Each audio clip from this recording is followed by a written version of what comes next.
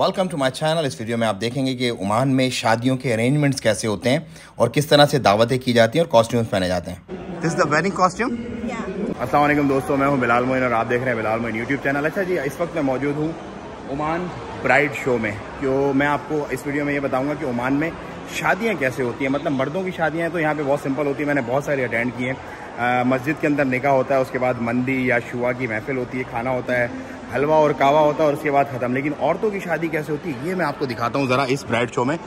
तो इस bride show में आपको सब कुछ अंडर वन रूफ मिल जाएगा। मतलब अगर आप अपनी शादी का प्लान कर रहे हैं तो आपको इधर उधर जाने की ज़रूरत नहीं है। आपको आपके ड्रेसेस, आपके अबायाज़, आपका मेकअप, आपकी जो डेस्टिनेशन आपने सेलेक्ट करनी है वो, और उसके बाद जो गाड़ियाँ, फ़ोटोग्राफ़ी, वीडियोग्राफ़ी, आपने जो अपने इवेंट्स कुछ और उसके साथ ऑर्गेनाइज़ करने हैं, you will have everything under one roof.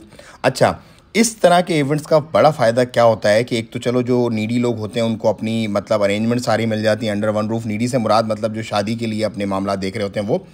दूसरा नंबर पे एक बहुत बड़ी तादाद में जो बिज़नेस अपॉर्चुनिटीज़ हैं, जो इस बिज़नेस इस प्रोफेशन से रिलेटेड लोग होते हैं वो अपनी चीज़ों को इस तरह से यहाँ पर आकर शोकेस भी करते हैं और नए कस्टमर्स और नए मर्चेंडाइजर्स भी उनको मिल जाते हैं और नए होलसेल और रिटेल के जो मामलात हैं वो भी उनके बहुत अच्छे से हो जाते हैं। मतलब इन शॉर्ट ये है कि बिज़नेस के मामलात अच्छे हो जाते हैं।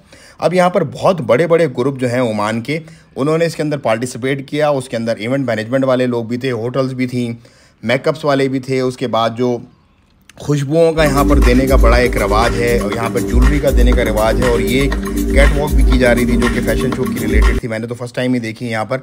और उसके साथ ही साथ मतलब एक वाइड रेंज थी, आपको जो कुछ भी चाहिए होता है शादी से रिलेटेड वो सब कुछ यहाँ पर अवेलेबल था।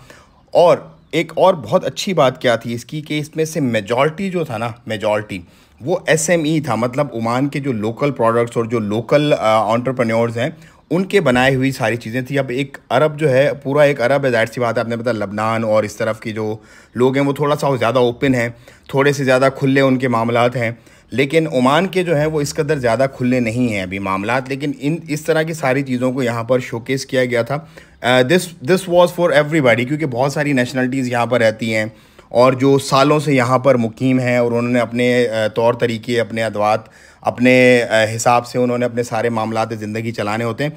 तो इस एग्जीबिशन में सबके लिए सब कुछ था। तो भाई ये थी ओमानी मैरिज एग्जीबिशन। अगर पसंद आई है तो लाइक, शेयर और सब्सक्राइब करना ना भूलें। दुआ में याद रखें, अपना लोगों का बहुत ख्याल रखिए। फिर ऐसी वीडियोज़ के साथ हाजिर होंगे आपकी खिदमत में। अस्सलाम वालेकुम।